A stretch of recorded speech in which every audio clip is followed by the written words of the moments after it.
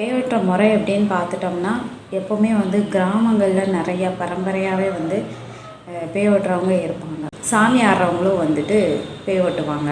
இந்த மாதிரி கோயிலில் சாமி ஆடுறவங்களும் பேய் ஓட்டுறவங்க இருக்காங்க. எல்லாம் தனியாகவே பரம்பரையாகவே பேய் ஓட்டுறதுக்குன்ட்டு ஒவ்வொரு கிராமங்கள்லேயும் இருப்பாங்க. காலகட்டங்களில் பார்த்துட்டோம்னா நிறையா திருநங்கைகள் அந்த தெய்வ சக்தி நிறையா அவங்கக்கிட்ட இருக்குங்கிறங்காட்டி அவங்களுமே பேய் ஓட்டுறது நல்லா பண்ணிகிட்ருக்காங்க.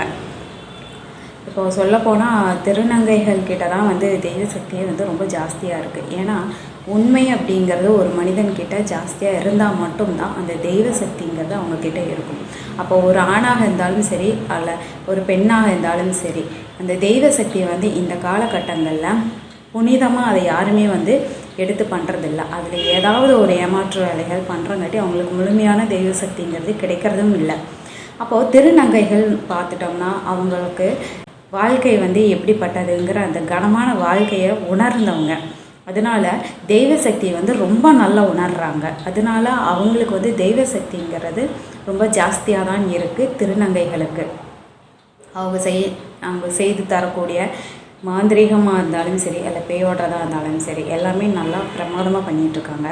இப்போ மற்ற இடங்களில் பேய் ஓட்டுறாங்க. அதை நான் நிறைய கவனிச்சுட்டு என்னோடய ரிசர்ச்சில் நான் அதை எல்லாமே பார்த்துட்டு தான் வந்திருக்கேன். அது என்ன அப்படின்னா, அது ரொம்ப கொடூரமாக இருக்குது அந்த பேய் ஓட்டுற விஷயம் அப்படிங்கிறது. எப்படின்னா, அந்த பேய் பிடித்தவர்களோட உச்சந்தலையிலேருந்து முடியை அப்படியே பிடுங்கி எடுக்கிறாங்க.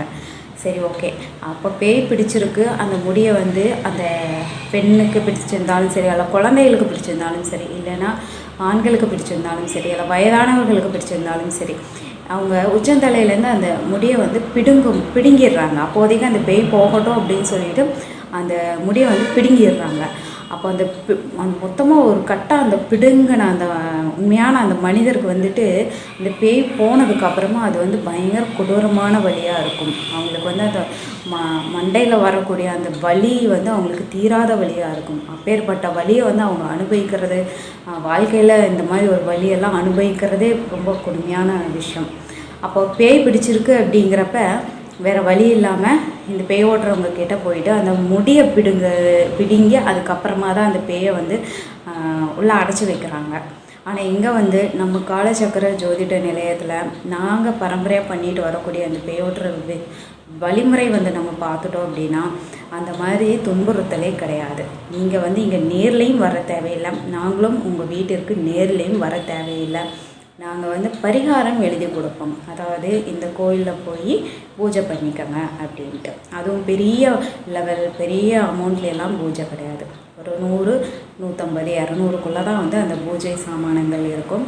அதை நாங்கள் சொல்கிற முறையில் நீங்கள் போய் உங்கள் ஊரில் இருக்கக்கூடிய பக்கத்தில் இருக்கக்கூடிய பழங்கால ஆலயங்கள் ஏதாவது கண்டுபிடிச்சிட்டு அங்கே போய் நாங்கள் சொல்கிற மாதிரி வழிமுறைப்படி நாங்கள் சொல்கிற டைமுக்கு நீங்கள் பரிகாரம் பண்ணாலே போதும். நாங்கள் இங்கேருந்தே அவங்க செய்யும்போது, நீங்கள் செய்யும்போது அந்த பூஜை நேரத்தில் இங்கேயே நாங்களே பூஜையை துவங்குவோம். அப்படியே அந்த உடம்புல இருந்து எத்தனை பேய்கள் இருந்தாலும் விலகிவிடும்.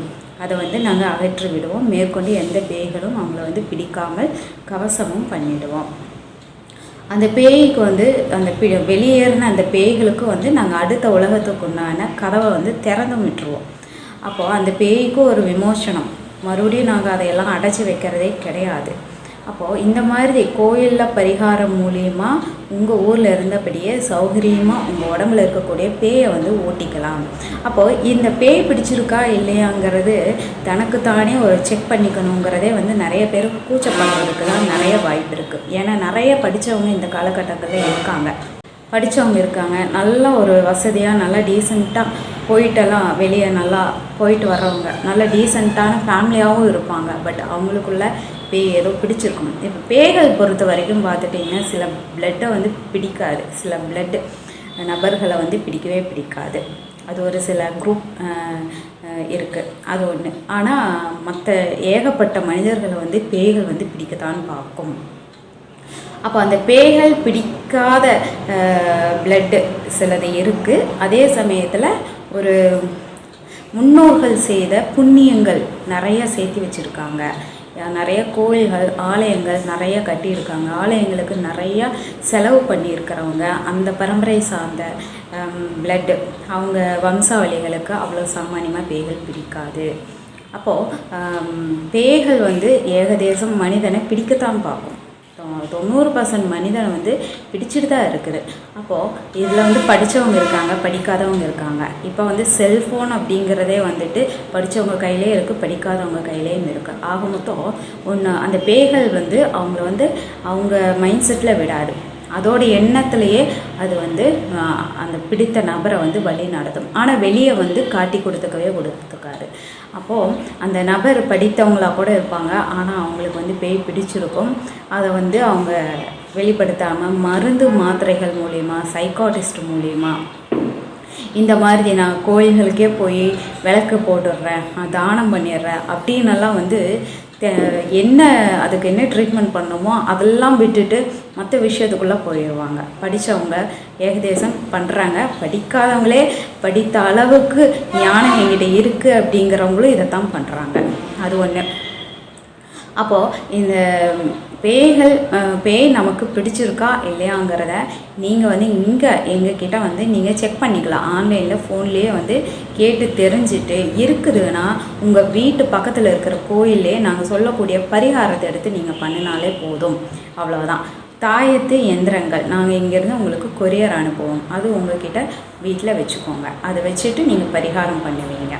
அப்போ தான் வந்து அந்த பேய் வந்து உங்களை விட்டு போகும். நிறைய பேர் அந்த பேய் நமக்கு இருக்கா இல்லையா, நம்ம எந்த வேலையுமே பண்ணாமல் ஒரே சோம்பேறித்தனமாக இருக்கிறோமே அப்படிங்கிறத வந்து மறைச்சிக்கிட்டே இருப்பாங்க. எல்லாமே நான் கரெக்டாக தான் இருக்கேன் அப்படின்ட்டு. அதே சமயத்தில் நைட்டு சரியாக தூக்கம் வராது, என்னென்னமோ கனவுகள் வரும். ஆனால் அதை வெளியே சொன்னால் யாராவது ஏதாச்சும் நினச்சிக்குவாங்க அப்படின்னு அதையும் சொல்ல மாட்டாங்க. அதே சமயத்தில் வந்து பார்த்துட்டோம்னா சதா டாக்டர்கிட்ட போய்கிட்டே இருப்பாங்க. டாக்டர் செலவு வந்துக்கிட்டே இருக்கும். அது ஏன் அப்படிங்கிற ரீசனே வந்துட்டு இந்த மாதிரி எதுவுமே யோசிக்கிறதில்ல. ஏன்னா இந்த மாதிரி பேய் ஓட்டுறவங்க கிட்ட போனாலும் அவங்க என்ன பண்ணிடுறாங்க, ஒன்றா அடித்து துன்புறுத்துறாங்க. அப்படி இல்லைங்கிற பட்சத்தில் அந்த உச்சந்தலையிலேருந்து அந்த முடியை வந்து கொத்தா பிடுங்கிடுறாங்க. அப்போ அது படித்த மனிதர்களை வந்து ரொம்ப எஃபெக்ட் பண்ணிடும்.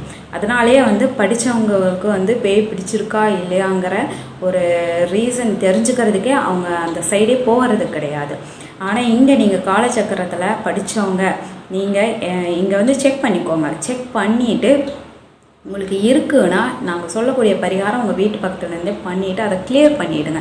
அதோடவே நீங்கள் வாழ அது உங்களுக்குள்ளே வாழ்ந்துட்டுருக்குது அப்படிங்கிறத நீங்களே மறந்துடுவீங்க. அதனால் எந்த ஒரு டவுட் வந்தாலும் நீங்கள் இங்கேருந்து ஆன்லைன்லேயே செக் பண்ணிக்கோங்க. நீங்கள் இங்கே கூட வர தேவையில்லை, நாங்களும் உங்கள் இடத்துக்கு வர தேவை கிடையாது. டீட்டெயில்ஸ் கொடுப்போம், நீங்கள் அதுபடி நீங்கள் பரிகாரம் பண்ணிக்கோங்க. இதுதான் வந்து நம்ம காலச்சக்கர ஜோதிட நிலையத்தில் நம்ம எப்போவுமே பண்ணிகிட்ருக்கோம். இது வந்து இப்போ இருக்கக்கூடிய காலகட்டத்தில் ரொம்ப சௌகரியமான விஷயம். நீங்கள் உங்கள் வீட்டில் இருந்தபடியே பேயை வந்து ஓட்டிக்கலாம். இதுக்குண்டான ஃபுல் டீட்டெயில்ஸ் நீங்கள் ஃபோன்லேயும் கேளுங்க, இல்லைன்னா நேரில் வந்தும் கேளுங்க. நன்றி நேயர்களே. நம்ம சேனலை சப்ஸ்கிரைப் பண்ணுங்கள், லைக் பண்ணுங்கள், ஷேர் பண்ணுங்கள்.